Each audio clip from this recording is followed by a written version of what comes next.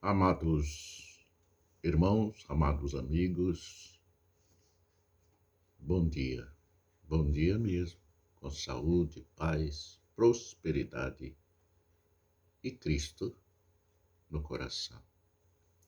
Irmãos, o fruto do Espírito, como será?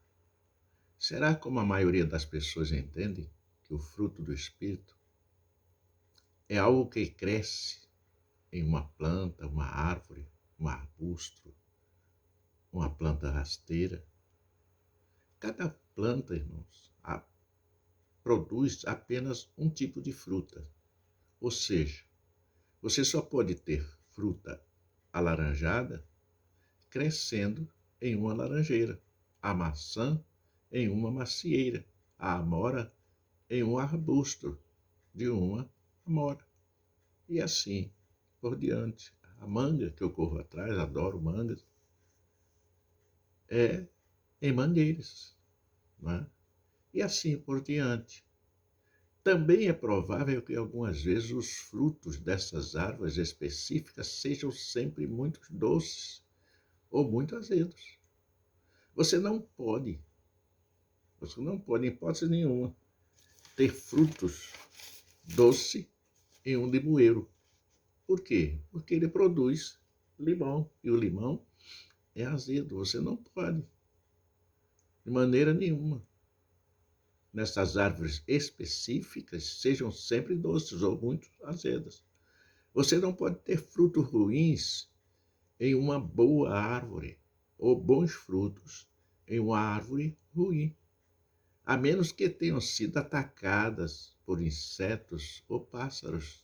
Nesse caso, meus irmãos, os frutos individuais podem ter bons ou ruins, mas, no geral, a árvore mantém o mesmo tipo de fruto desde o período inicial, não é? Até o seu final, até a sua morte. Por quê? Porque tudo que nasce, cresce, vive, não é? Ou tudo que nasce, vive, cresce e morre. Como saberemos se algo é novo? Porque geralmente é diferente do antigo, tal como acontece com um novo computador, um aspirador de pó, é sempre diferente. Às vezes até o nosso computador nós mandamos para um técnico, quando ele volta vem diferente. Será semelhante, mas deve ser uma versão mais aprimorada, isso um novo, né, do item original. Quando tornamos-nos cristãos, é isso que acontece. Ainda seremos pessoas que erramos, que pecamos, mas gradualmente nos formaremos em uma nova pessoa, uma nova criatura. Porque essa é a obra do Espírito Santo de transformar, de proteger, de guardar, de livrar de todo o mal. E também de fazer a pessoa uma nova criatura, com novos modos, totalmente diferente. Antes que as pessoas se tornem cristãs, haverá coisas em suas vidas que não são agradáveis a Deus, nem benéficas para aquela própria pessoa. São características ou atitudes que mudarão quando nos tornamos cristãos. Talvez fôssemos rudes, desobedientes, cheios de ódio, de raiva, de ressentimento, ou amargura, impacientes, cruéis, ciumentos, argumentativos e muitas de outras coisas. Essas são chamadas de atos da carne, a natureza pecaminosa. E há uma lista enorme de tudo isso. Sim, está em Gálatas, capítulo 5, versículo 19 e 21. O fruto do Espírito, nós entendemos ali no livro de Gálatas, no capítulo 5, 22 e 23. Mas o fruto do Espírito é amor, alegria, paz, paciência, benignidade, bondade, fidelidade, mansidão e domínio próprio. Estamos mudando. Agora nós somos diferentes. E assim é que sabemos se alguém é realmente cristão ou não. Estamos mudando o tempo todo, meu irmão, o tempo todo. O cristão, depois que ele se converte, ele torna-se uma nova, ele nasce de novo, uma nova criatura. Essas 9 características nos mostram como Deus e Jesus são. E Deus quer que sejamos transformados para nos tornarmos, né, cada vez mais parecidos com quem? Com Jesus. Sim, porque se nós lutarmos para sermos parecidos como Ele, nós estaremos dentro do contexto, dentro deste Espírito, do poder do Espírito Santo e recebendo das mãos de Deus esses frutos. E quais são os frutos? Amor, alegria, paz, paciência, benignidade, bondade, fidelidade, mansidão e domínio próprio. São 9. E nós estaremos cheios desses dons, desses frutos que o Senhor Deus permitiu para o seu Filho Jesus e nos deu o direito de recebê-los. Nos deu sim, nos deu o direito de nós também termos esses frutos. Em Colossenses, ou melhor, vamos ler logo Romanos, capítulo 8, versículo 29. Para aqueles que ele conheceu, ele também predestinou para serem conformados à imagem do seu Filho, a fim de que ele pudesse ser o primogênito entre muitos irmãos.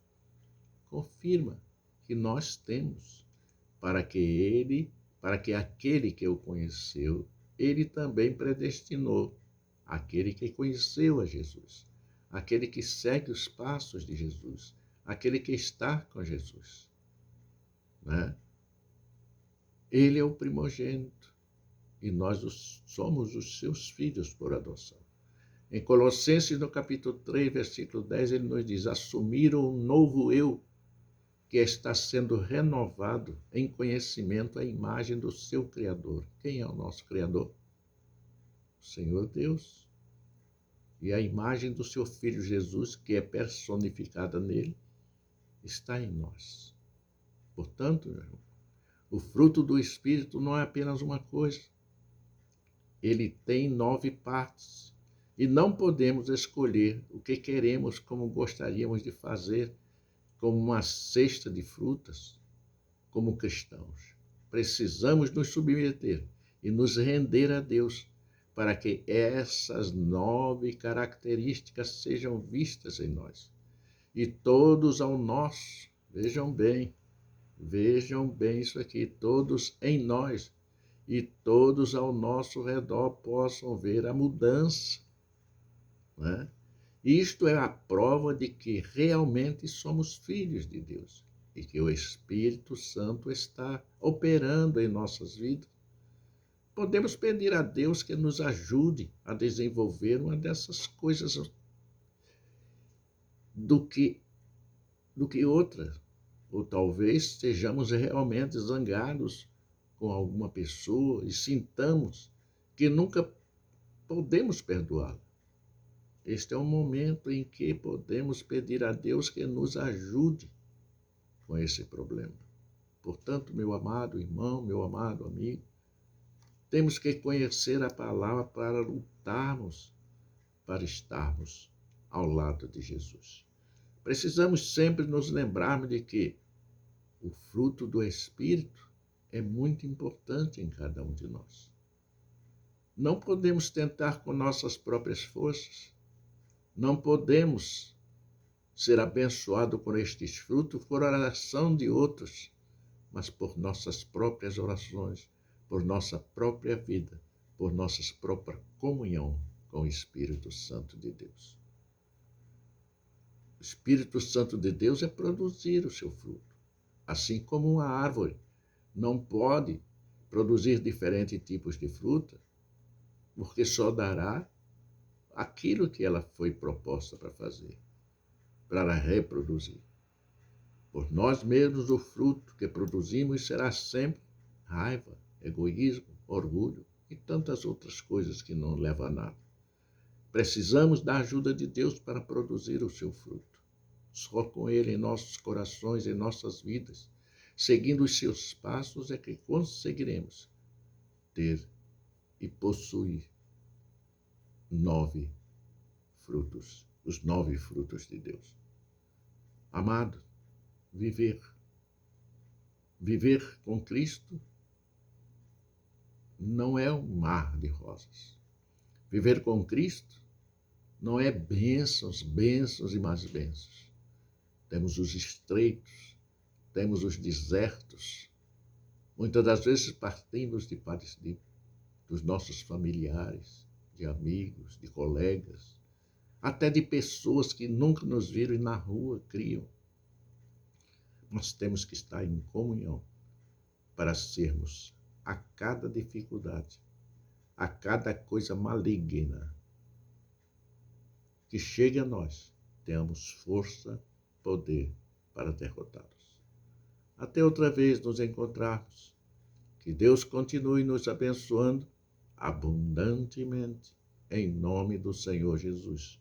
Os santos dizem amém, em nome do Senhor Jesus. Amém.